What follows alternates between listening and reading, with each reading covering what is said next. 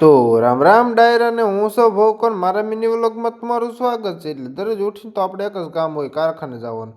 એટલે માના દર્શન કરીને ઉપડી જાય સીધા કારખાના બાજુ. કારખાને પહોંચી જાય આવી ગઈ 9 વાગ્યાની સા ટકાન સા દઈ દીધી ને કીધું આ ઢોળ તો નહીં પાછો સા દઈને એક લોટ આપી દીધો. એક લોટ ને પટ્ટા મારીને સીધા વીજા ગાદી ધોવા. ગાદી ધોઈને આયા એટલે આપી દીધો લોટ કે આને બેહેરી જો. એક લોટ બેહેરીને આપી દીધો ને બીજો લોટ આપી દીધો કે આને બેહેર નખો. પણ 12:30 વાગી જાય એટલે બધું બંધ કરવાની આપણી જિમ્મેદારી હોય. કારખાનાને તાળું મારીને થઈ જાય સીધા ઘર બાજુ હાલતા.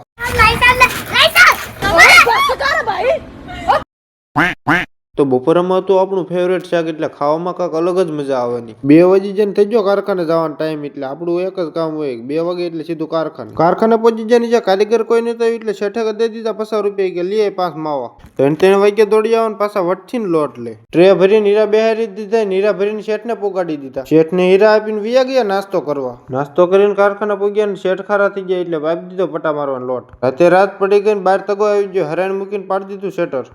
દિન ઘરે પોગ્યા કાં તો ભજીયા તૈયાર હતા. ભજીયા ને ખાવા હું તૈયાર હતો. તો ડાયરો આજનો અમારો મિની વ્લોગ અહીંયા પૂરો થાય છે એટલે ભાગો.